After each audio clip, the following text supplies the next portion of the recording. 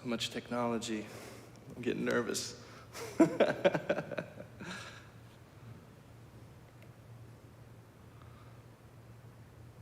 it is. Okay. So thanks for making the trip, driving through the snow, going slowly, taking care of everyone on the road. I called someone on the way in to ask them if they could do me a favor on the way here, and they were like, I'm turning around and going home, the roads are bad. So I was like, uh-oh, but it wasn't that bad. So, plus I'm from Cleveland, and you know. So this topic today, I'm teaching this because I heard the inclusion and engagement groups doing a book study on this book called Say What You Mean by Oren J. Sofer. And it's a book I really love. And this has given me a chance to dive into it even deeper. And I really appreciate that opportunity. That is, as you've probably heard before, when you teach something, you actually end up learning a lot more, I think, than anyone else can. So I thank you for the opportunity to really dive into this in preparation for this talk. So I'm really going to focus just on one piece of this book today, but hopefully it will get you excited. And if you can't read the book, it'll still give you something you can use. And this falls, I think, into the category, I heard somebody once use the phrase, psychologizing the teachings. And I at the time, I wondered if that was like a negative thing. And I feel like this kind of maybe applies to this kind of a teaching. But I don't think it's a negative thing at all, because we can talk about our bodhisattva aspirations for awakening and taking care of all sentient beings and all those things. But what happens in like those real, heated, negative moments in our life when it's the hardest to remember and also the most important to remember those aspirations? And so I think that these kinds of practical teachings that we can actually, work with beforehand and then apply in the moment when it's just a down-to-earth conflict that we're having, those are, in a lot of ways, are the most profound, I think, because they're going to be the most impactful. So I think that this is as legit a Buddhist topic as anything, communication, and doing it compassionately. So I found a note this week that I wrote while I was in my 3-year retreat. I was looking for this because I didn't take a lot of notes or journals or anything in the 3-year retreat, but this was something I wrote down for myself. And the words are kind of hopeful and happy and maybe even a little pious or something, but I'm sure this was happening because I was having some conflict with somebody and having a difficult time. So I'll share this to kind of frame the idea for today. I said, I realize today that everybody and every interaction I ever have is helping me to achieve my bodhisattva aspiration for the benefit of all beings. Whether our interaction is verbal or nonverbal, whether I perceive it as positive or negative, polite or rude, regardless, everyone is always giving me the information I need to make them happy. And I want to make all beings happy, so how fortunate this is. And what a source of happiness it can be for me too, that they are always conveying how I can make them happy and ultimately accomplish my bodhisattva aspiration. That's what everyone is doing. Don't forget. Spoiler alert, I've forgotten a lot of times. But I do remember sometimes, and gradually more and more. And that's really what the path is, and just increasing the amount of times we can remember and act in the ways that align with our aspirations. We know what the goal is. The goal would be to always remember that, but we're somewhere before that goal. And so working with that in a compassionate way is so important. So let's say the prayer of refuge.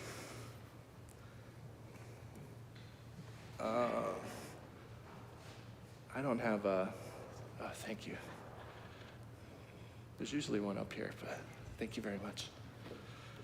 So let's say this once in Tibetan, once in English, and once in Tibetan.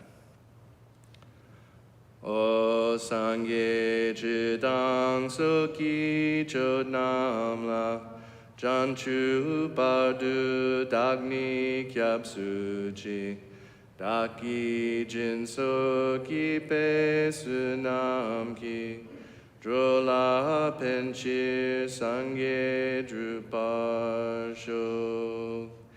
In the Buddha, the Dharma, and the assembly most excellent, I take refuge until I reach enlightenment. By the merit of generosity and other good deeds, may I achieve enlightenment for the sake of all beings. O Sangye Chidang Sukhi Chodnamla Janchu Padu Dagni Kyapsuji Daki Jinso Ki Pe Sunam Ki Drola Penchi Sangye Drupa Sho. And I'll say a short prayer of my own. O Palden Sawe Lama Rinpoche Daki Chiwo Pede Den Jula Kadren Jempo Gone Jezunte Kusun Tuki Ngudrup Sal Du So.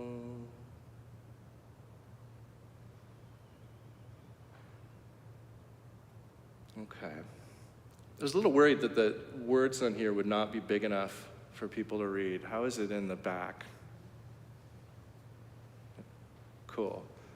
All right, I'd also like to say this one together, because this is the aspiration prayer of the four immeasurables. This also gets at really the key of our topic here today.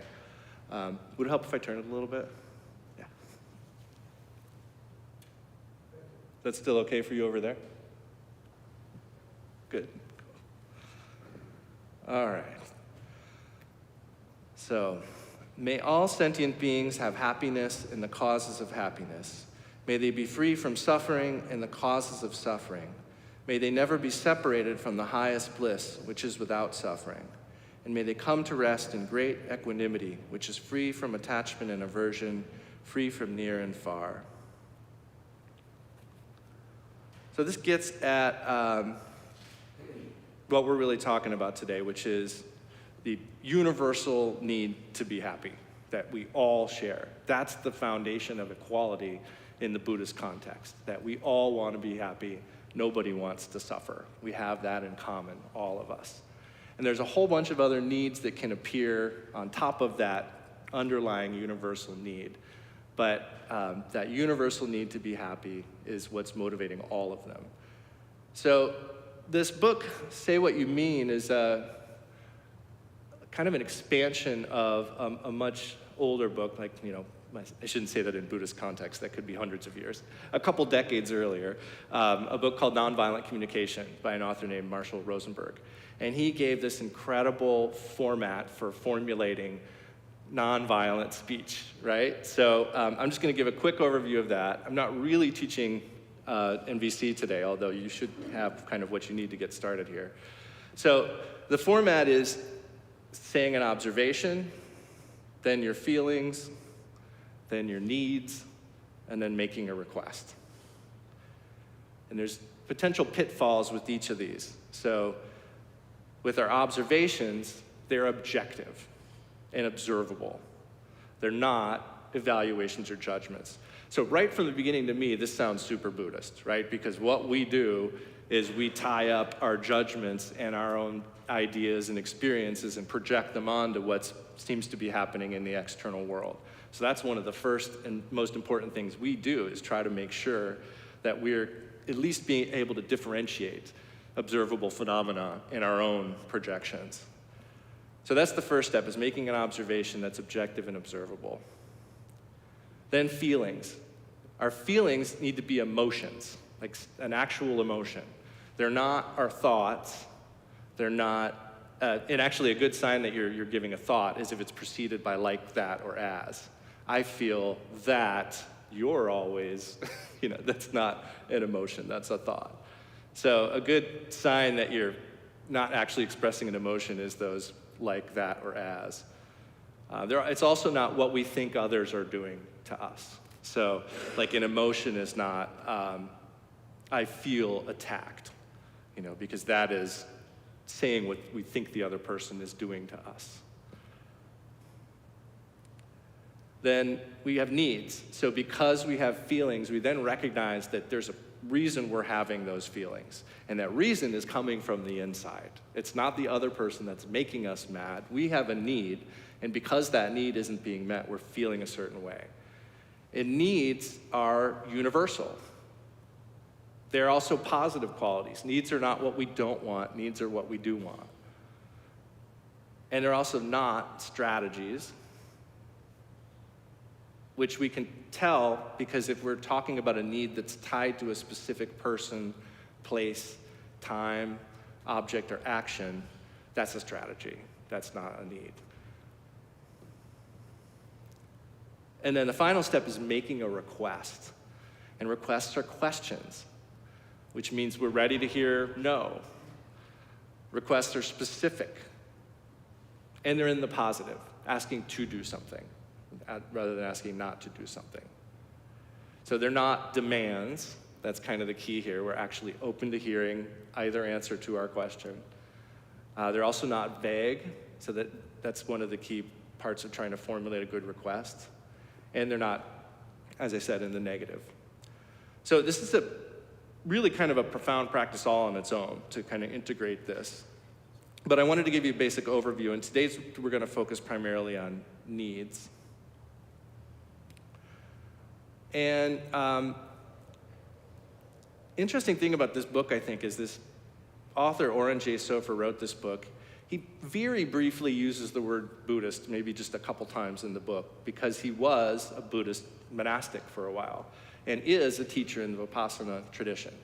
But he so skillfully wrote a book without talking about Buddhism constantly. But it's clearly rooted in what he's learned and taught.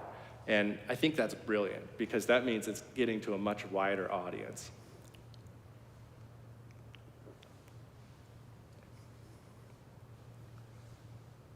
And it also, I think, accords with what we usually say as a summary of the Buddha's teaching. Do no harm, practice only virtue, tame your mind. This is the teaching of the Buddha. That last line, this is the teaching of the Buddha, really indicates that anything that accords with that aligns with the teaching of the Buddha. And anything that doesn't accord with that, do no harm, practice only virtue, tame your mind, can't be a teaching of the Buddha. So I like that one because there's so many concepts and ideas and lists, even just in this talk today, but definitely in Buddhism in general. So if you can remember that one, that sums it all up. Do no harm, practice only virtue, tame your mind. But I want to start, as I do a lot of these talks, framing with the Four Noble Truths, because that's the Buddha's first teaching. And everything in the Dharma is said to be some kind of exposition of that teaching. And a really good way to apply the Dharma throughout our life is to contemplate the Four Noble Truths in the context of our everyday practical interactions and things we do. It's definitely the case that our formal practice is important. But how we're integrating that, how that's finding its way into those moments that aren't like constructed to be Buddhist, or constructed to be like religion, when we're like on our cushion with our incense burning and the nice paintings and all of that. We need to be able to feel the Dharma and see it working throughout our whole day. And so contemplating the Four Noble Truths is a really essential way of doing that. And they are the truth of suffering, which is that suffering is a part of life. Suffering here means also like discomfort. It means everything from like the slightest discomfort up to like the most horrible things.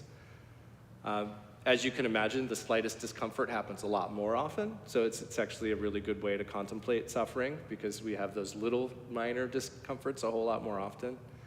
The second truth is the truth of the cause of suffering, and that is that suffering is caused by attachment. And we're talking primarily here about attachment to the self, or the idea of the self, self-fixation, which is where we fixate on a limited, kind of frozen idea of who we are, and also on our own limited relative viewpoint. And then the third truth is the truth of the end of suffering, which just simply follows, right? If there's suffering and suffering has a cause, if we get rid of the cause, we can experience the end of suffering. And then the fourth truth is the truth of the path. There's a path to do that. And that's all the teachings of the Buddha. That's do no harm, practice only virtue, tame your mind.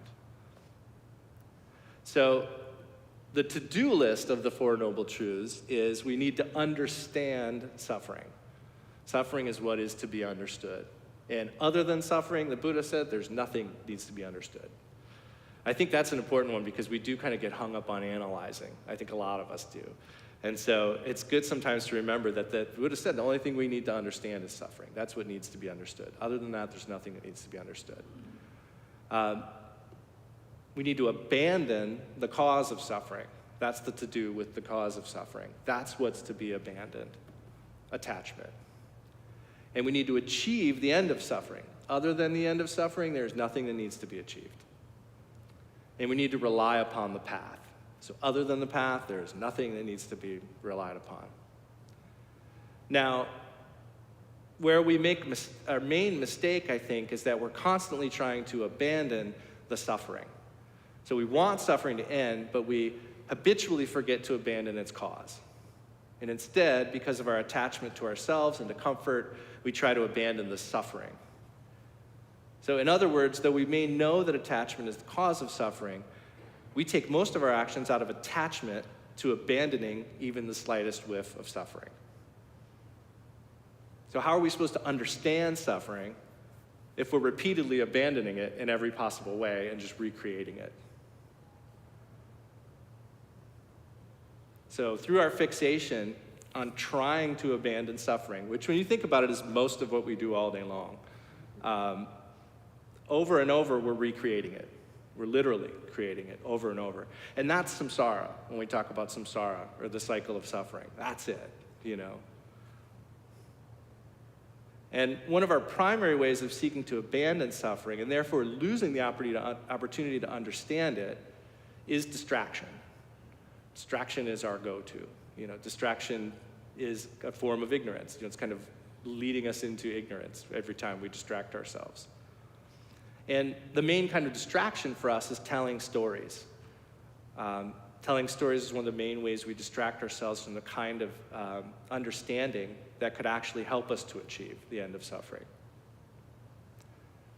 And we only tell our stories based on our own relative viewpoint. So you can see the self-fixation in that too. And these stories also always have us right in the middle. Like we're in the center, everything else is revolving around us, and everyone in some way or another is expected to serve us or gratify us. And that's actually where the concept of the mandala comes from. It's a seeming circle, and we're in the middle. And our relative view from that central seeming relative viewpoint can be one of ignorance and self-fixation, or it can be one of wisdom and compassion. And a lot of times it's flipping and alternating. I think for most of us it's mostly ignorance and self-fixation, but we have those really wonderful moments where it kind of shifts and we get the wisdom and compassion side of it. So based on which of those viewpoints we have, ignorance or self-fixation, ignorance and self-fixation, or wisdom and compassion, we generate what the whole rest of the mandala looks like. If it's ignorance and self-fixation, we have a mandala that's confusing and threatening and competitive. If we have a viewpoint of wisdom and compassion, we have a pure realm full of opportunities and beauty and connection and collaboration. And that's what we see in like this kind of a mandala. This would be like the enlightened view of one's mandala. In this case, it's the mandala of Chenrezig. This is one of the sand mandalas, if you've ever seen him make those. So this reminded me of my friend Lama Mitchell, who I have a podcast with, and he's a great teacher. And he brought up to me once during a difficult time in my retreat, he brought up this idea of like how we all have this view, you know, where we're in the center and everyone's floating around us. And he said, sometimes you have to remember that you're not the center of everyone else's mandala. And that's come in pretty handy for me sometimes. So, Sofer gives 3 steps to effective communication. They're lead with presence, come from curiosity and care, and focus on what matters. And we're going to start with leading with presence. So to really be present, we have to be awake and engaged without distraction, without fixation.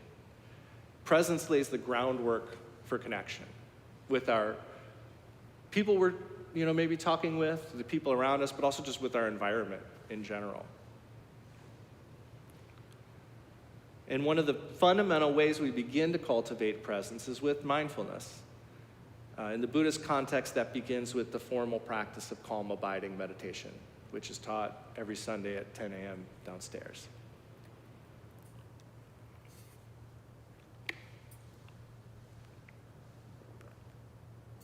So that's how we formally practice it and prepare. But what if we don't have a cushion with us and we need to cultivate some kind of presence? What if it's right in the middle of a challenging situation? I want to lead a short practice that he offers. This is called grounding in the body. And I want to mention that if any of this leaves you feeling activated in a way that's unhelpful, you're welcome to place your attention somewhere else other than in the body, on sounds or a mantra or a visualization, shift in your seat, whatever you need. But so this practice of grounding in the body is a mindfulness practice, but we're working with several different anchors in the body. So let's take a minute to get a posture that's upright, straight back, open heart is a good, short, simple way of thinking about posture.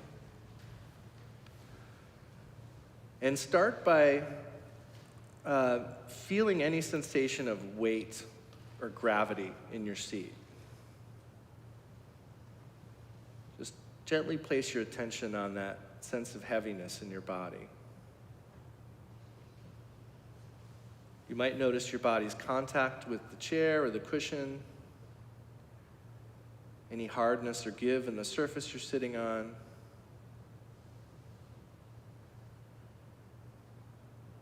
When you notice your attention has wandered, just gently let go and bring it back to the feeling of weight or heaviness in your body.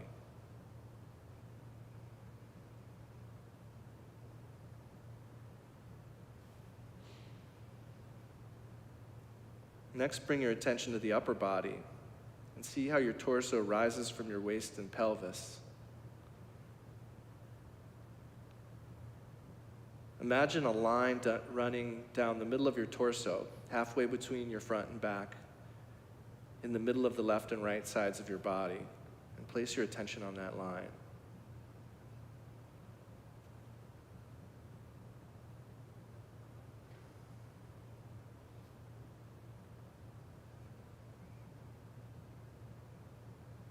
And last, let's try bringing our attention to the breath. Let your attention rest with the sensations of breathing in and out. No need to block out other sensations, sounds, or thoughts. Just tune in to the steady rhythm of breathing.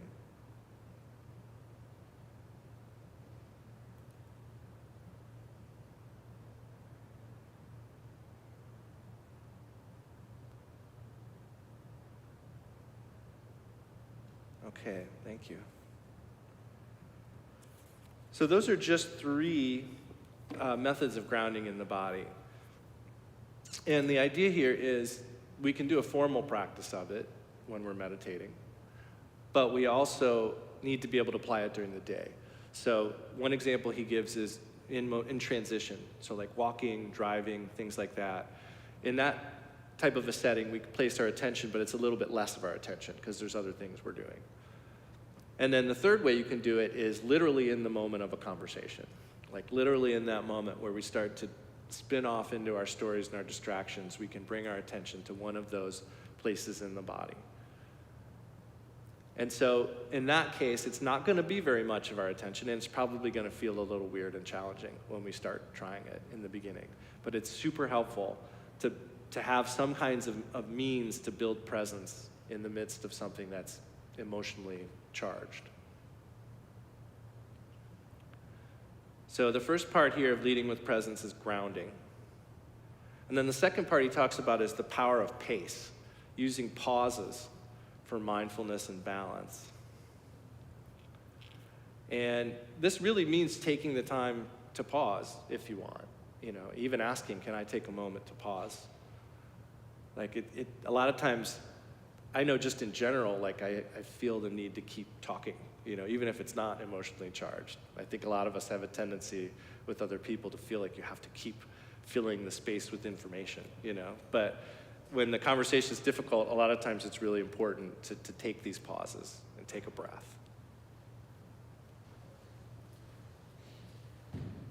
I want to read something he said here that kind of relates to these two. This section's called Riding the Waves. He says, feeling activated is completely natural. It's ethically neutral and inherently benign. Mindfulness doesn't aim to suppress activation or achieve some imaginary neutral state. The goal is to become aware and adept at riding life's waves. We each already know something about how to ride the waves and handle activation without reacting impulsively. Have you ever felt the inner agitation of wanting to say something but needing to wait for the right moment to interject? That's an experience of arousal.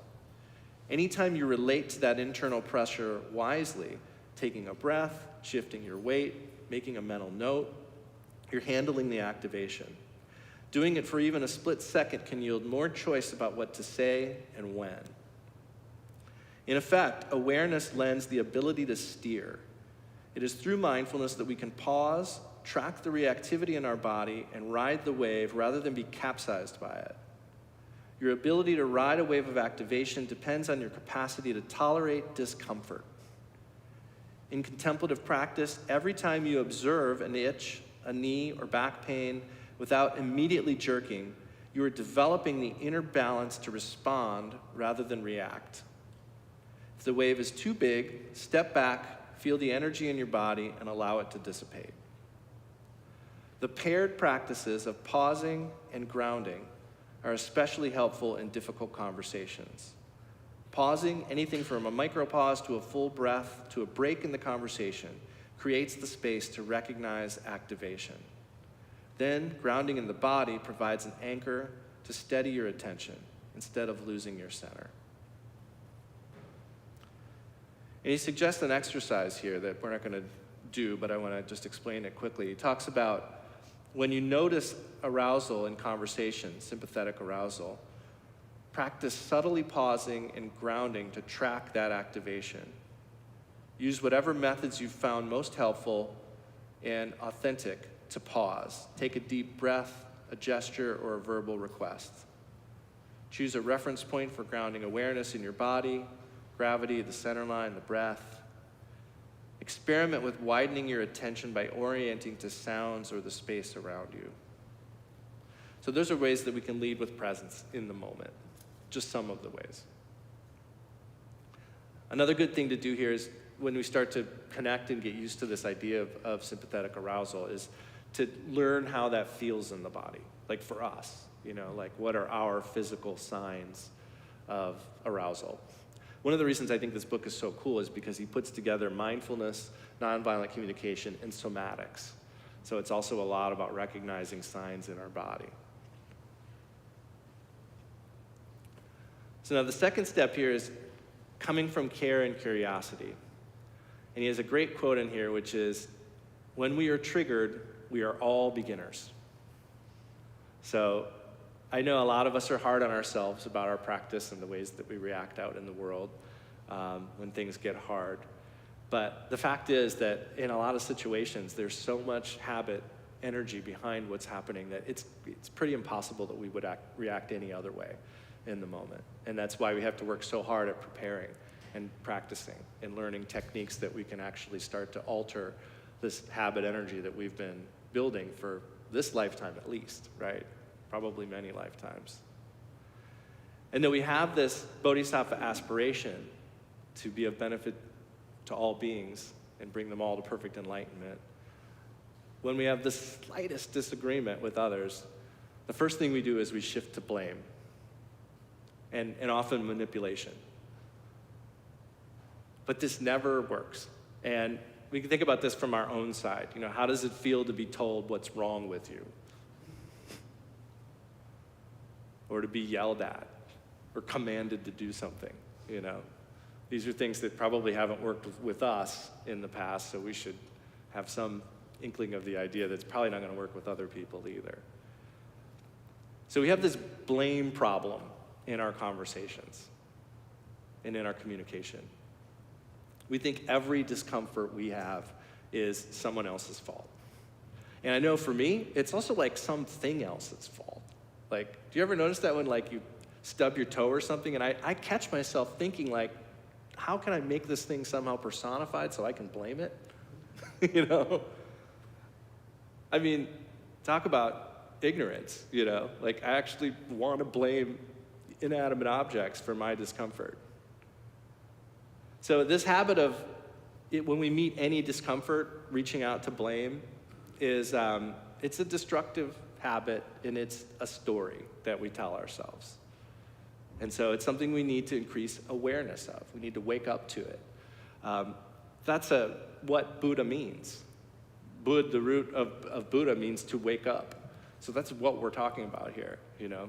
We can look at nice paintings and think of it in this religious context, but what we're really talking about is just waking up to the way things are. And that's one of the things we can wake up to, is this habit of shifting into blame with every little discomfort we have.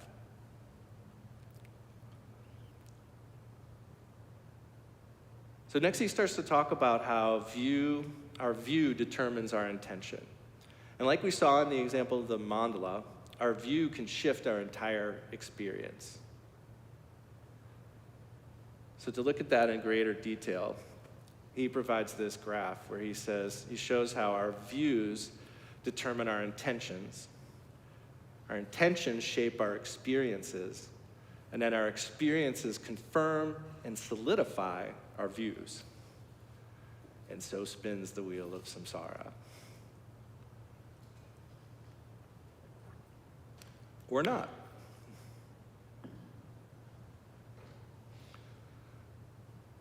So if we have views of win-lose, right and wrong, conflict is dangerous or a problem, or when we see others as objects in relation to our needs, inevitably we end up with intentions to attack or demand, protect and defend, blame and judge, coerce, manipulate, and control.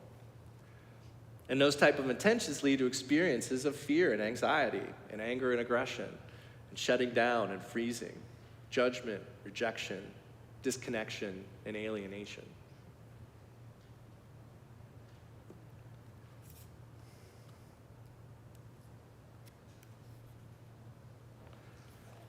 He says, when we're stuck in habitual conditioned views of conflict, our attention becomes narrowly focused on a way of seeing that is rooted in negative experiences from our past. Our whole nervous system enters a familiar pattern based on our ingrained views and corresponding intentions. We feel anxious, aggressive, or frozen. We may go on the offense, backpedal, or zone out and pretend nothing is happening. We easily lose touch with our deeper values, the importance of a relationship, and our capacity to see things from multiple perspectives. The humanity of the other person can become obscured by our thoughts, beliefs, and emotions. So shifting our view can change our intentions and our experience. An intention is so pivotal. The intention to understand one another, to come from curiosity and care, is so pivotal. And I believe that is the Bodhisattva aspiration. So, as you can see here, views, if we take a view of win-win, or we start to recognize that conflict is natural, and it's actually an opportunity for learning. When we realize that we share universal needs, and that others have inherent value independent of our own needs, then we start to develop these intentions to inquire and to listen, and to care, and to collaborate and connect. And that brings us experiences of intimacy and safety and belonging, understanding and mutual respect, creativity and synergy.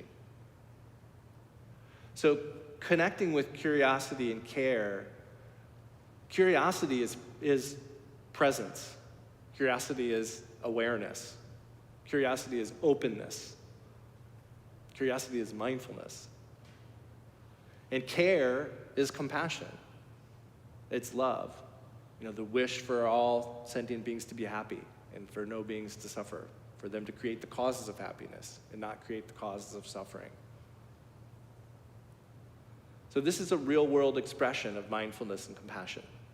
The two practices that we say are like two wings of a bird. With a mindfulness practice and a compassion practice, you can travel the whole path, fly all the way there.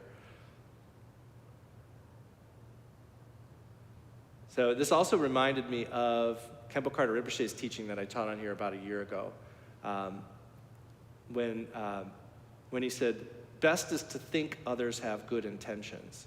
If you can always do that, it is the best protection from giving rise to negative emotions. If you always assume bad intentions, you are self-defeating. The second best is to remain neutral. All is like the wind, the play of illusion. This is how to protect yourself. If no negative thought arises in your mind, that is how to protect yourself. It is all about love and compassion. That's what our founder, Khenpo Karthar Rinpoche, my teacher, said. So there's some key principles here to remember. The first is the less blame and criticism that we have in our communication, the easier it's going to be for others to hear us. And the flip side of that is the more mutual understanding we can create, the easier it is to work together to find creative solutions.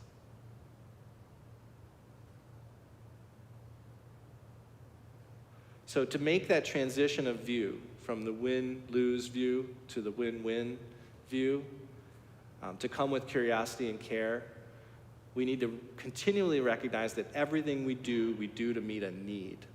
And that's the crux of what we're talking about today. It's coming to this recognition that everything we do to meet a need. In particular, we talked about how we all have this need to be happy. That's a universal need.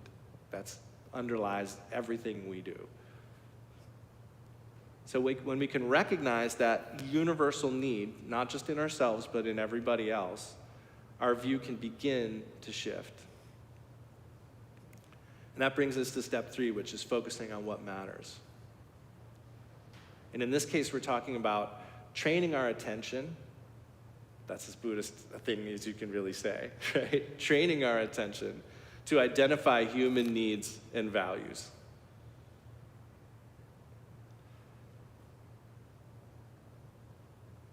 And I want to read another section here.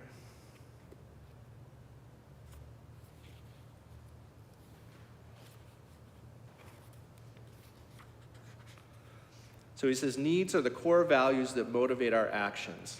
They're what matter most, the root reasons for why we want what we want. We can think of needs as facets of our humanity.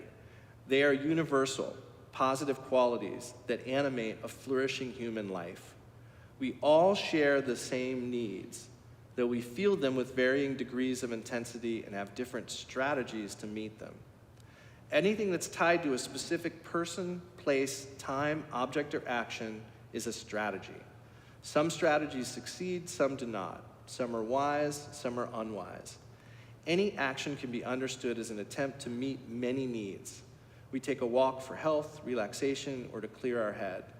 Similarly, there are many strategies to meet a given need. We might relax by talking to a friend, going out, or doing yoga.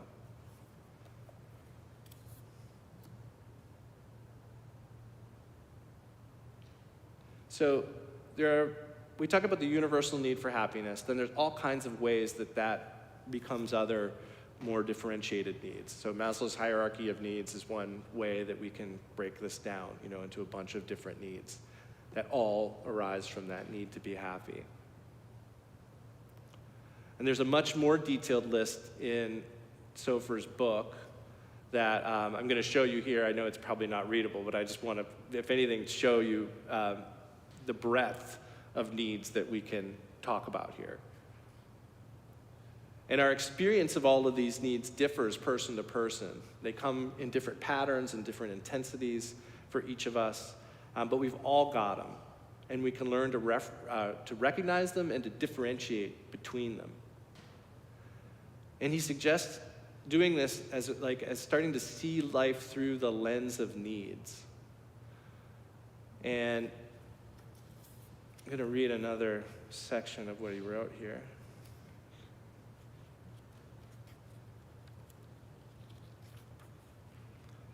So this book is loaded with little practices, little insets of real practices you can do on your own time. So that's another reason I like this book, is it has not only just stuff to read, but stuff that you can do. So this practice, he's describing this as a practice. He says, to familiarize yourself with this way of paying attention, dedicate a period of time, an hour, a day, or more, to practice viewing yourself and others through the lens of human needs. As your day unfolds, consider what needs you are trying to meet with your choices. As you observe others, consider what matters to this person, what might be motivating them. Someone getting on a bus, agitated on a phone call, waving goodbye. What needs are they trying to meet? Extend this inquiry to conversations you overhear, coworkers chatting, the news, and so on. Behind each statement, what matters? What might this person need? When is it easiest to identify possible needs? When is it more challenging? Notice the effect of attending to your own and others' experience in this way. So that's seeing life through the lens of needs.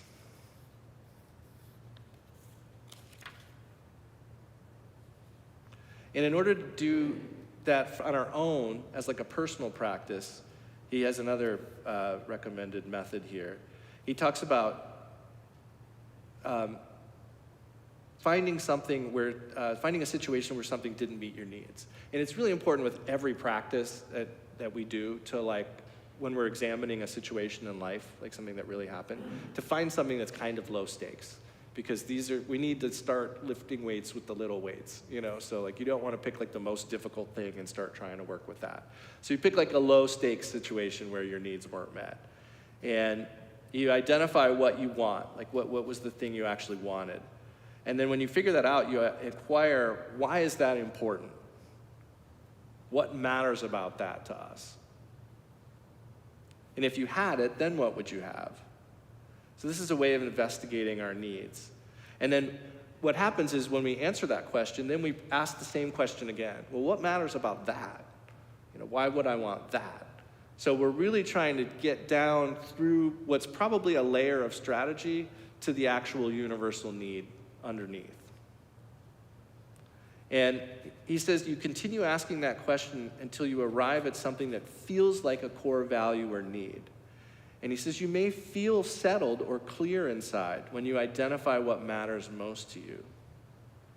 Shift your attention to the need itself as a universal facet of being human, independent of the situation. Where in your body do you know that this is something important, something you want not just for yourself, but for everyone? Can you appreciate the beauty and dignity of this need? Can you sense its innate value? And what does that feel like?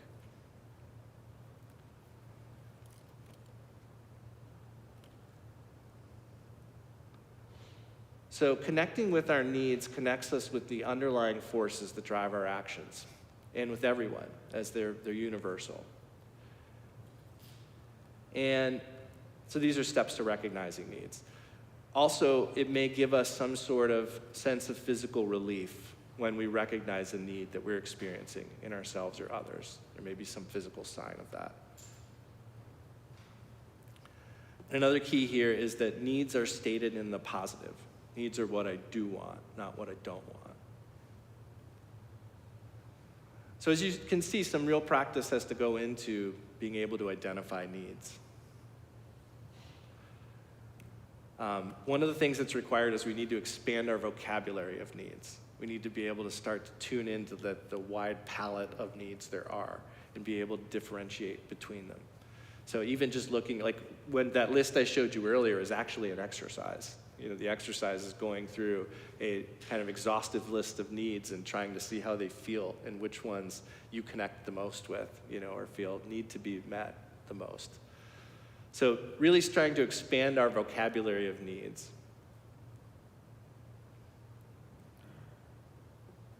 And we also need to train to see life through the lens of needs. And that means sometimes shifting our attention back and forth between our needs and our strategies. So in a situation, kind of placing our attention on the strategy and then placing our attention on the need and being able to shift skillfully back and forth so we can tell and are familiar with the difference. He says the more we're able to differentiate between our strategies and our needs, the more clarity and the more choice we have. And I love this one. He says, seeing needs is a doorway to compassion. And when I read that, I was like, I know what our next Dharma talk is. That's it. So he talks here too about how it can be uncomfortable to talk about our needs. It can feel a little vulnerable or awkward when we discuss our needs with others. But we can become better at determining the amount of vulnerability that we can foster, or the amount of vulnerability that's appropriate in a certain situation. Because when we kind of titrate that to the right amount, it's going to create a lot of understanding and collaboration. So it will feel somewhat vulnerable at first, but this is one of those situations where leaning into that slight discomfort is actually going to open things up a lot and give us a lot more spaciousness and a lot more sense of collaboration. And probably connection, because everybody, we always try to hide the things about us that seem a little negative or not perfect, but everybody's got that stuff, and when we can share it, it just gives so much more common ground. And he talks about how eventually we can transform our experience of vulnerability from one of discomfort into one of clarity and dignity. And that's what we talk about when we talk about bodhisattvas, right? Bodhisattvas are like warriors of enlightenment.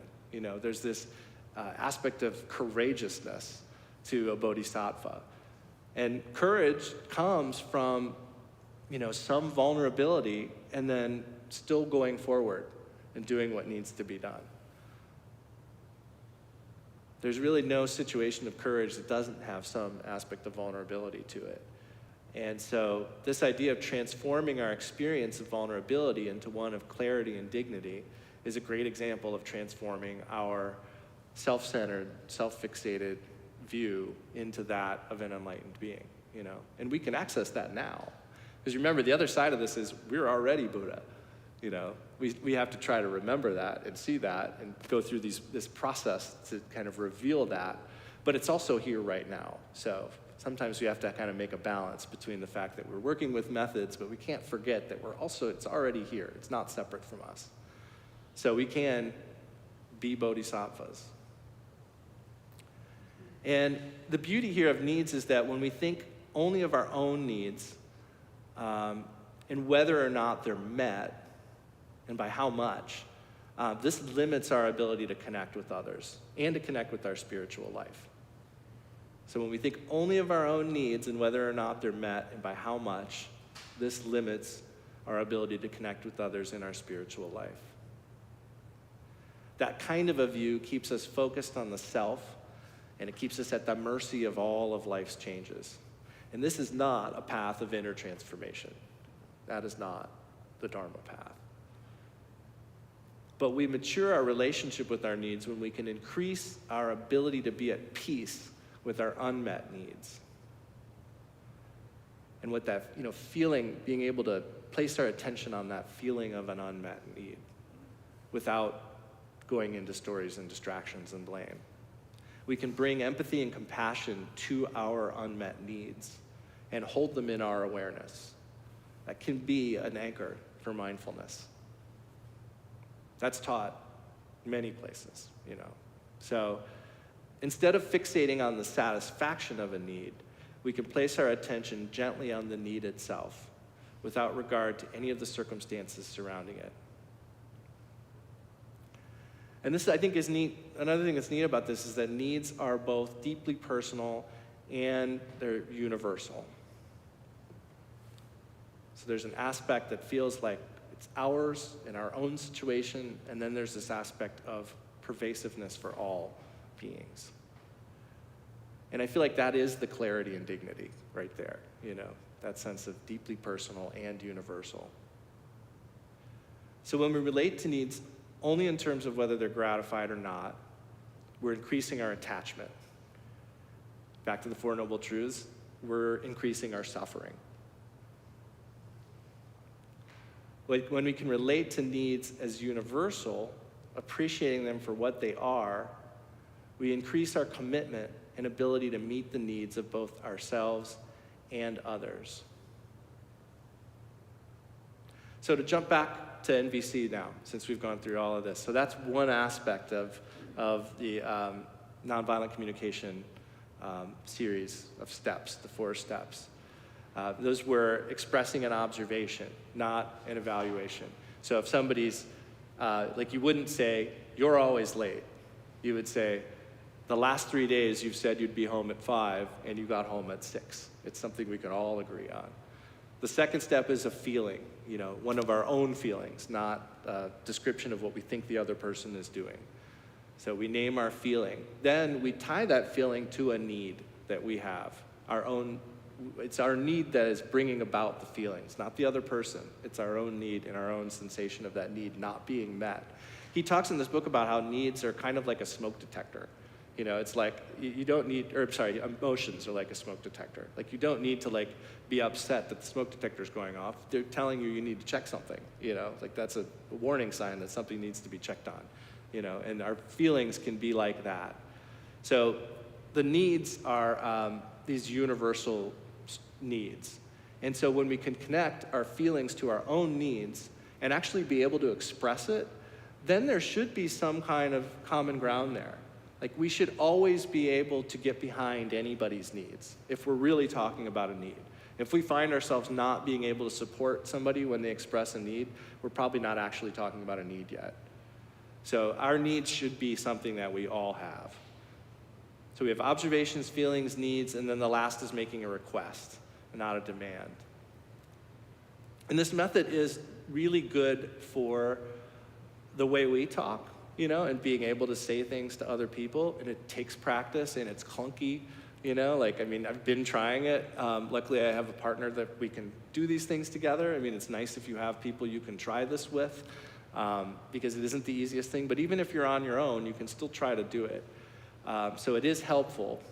And even to think afterwards, how could I have said that? Because there's lots of times where I say a thing and I'm teaching this because I'm not good at compassionate communication, truth be told, but I know sometimes after the fact, I'll think, wow, how could I have done that in a nonviolent way?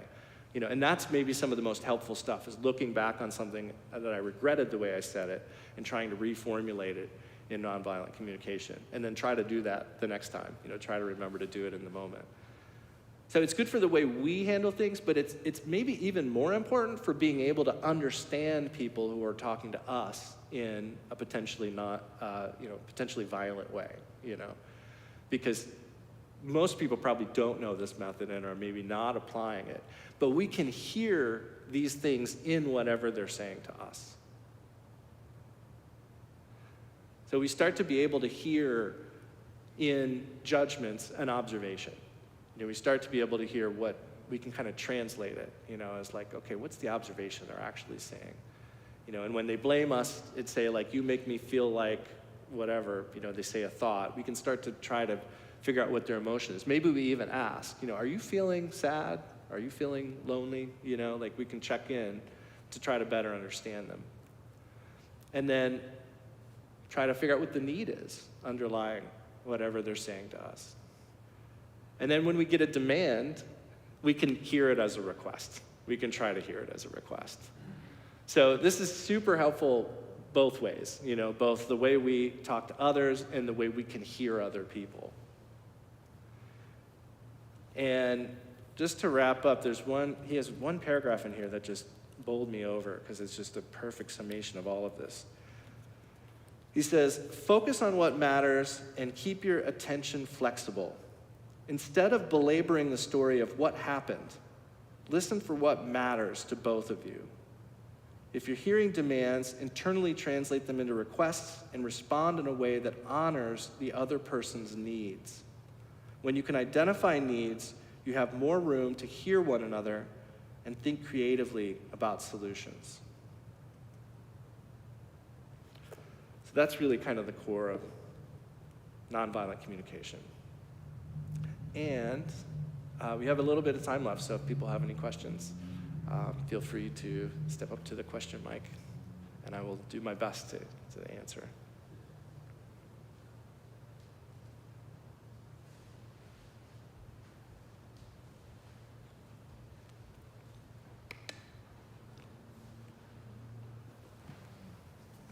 Good morning. Good morning. Really appreciate the practicality of this talk.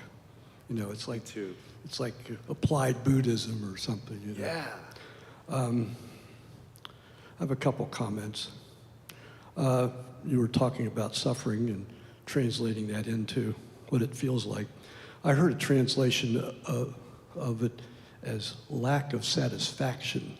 Mm-hmm. And it really, really resonated with me because I found that that's really a lot of what I'm suffering, you know, like, well, that's not quite good enough, or that's not quite right. And it was, and I remember a story, a couple years ago when we were talking about the 99% and the 1%. They interviewed this woman who was in the 1%.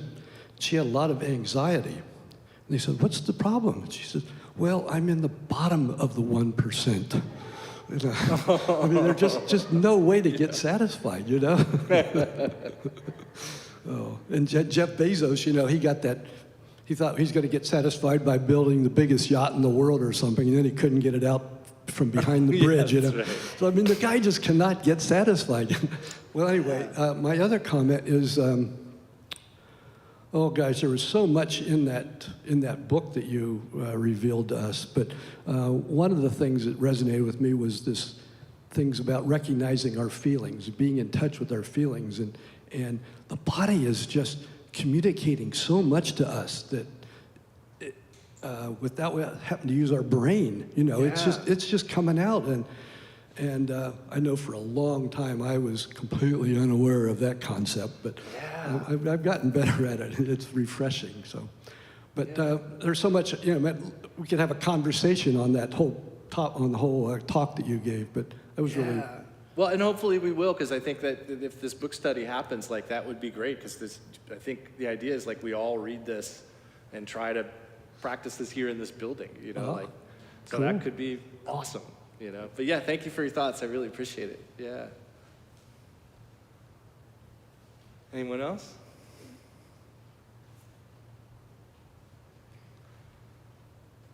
Well, let's say the prayer of dedication. And I want to say thanks again for giving me the opportunity to look into this and share it with you. And I confess any errors I may have made. They're my own. I also rejoice in all of your Dharma practice and all of the work of our teachers. And I request that all of our teachers and enlightened beings continue to teach and remain for a long time. And with that said, let's say the prayer of dedication in English. By this merit, may all attain omniscience. May it defeat the enemy wrongdoing. From the stormy waves of birth, old age, sickness, and death, from the ocean of samsara, may I free all beings. The courageous Manjushri, who knows everything as it is, Samantabhadra, who also knows in the same way, and all the bodhisattvas, that I may follow in their path, I completely dedicate all this virtue. Thank you. My PowerPoint worked. I'm so happy.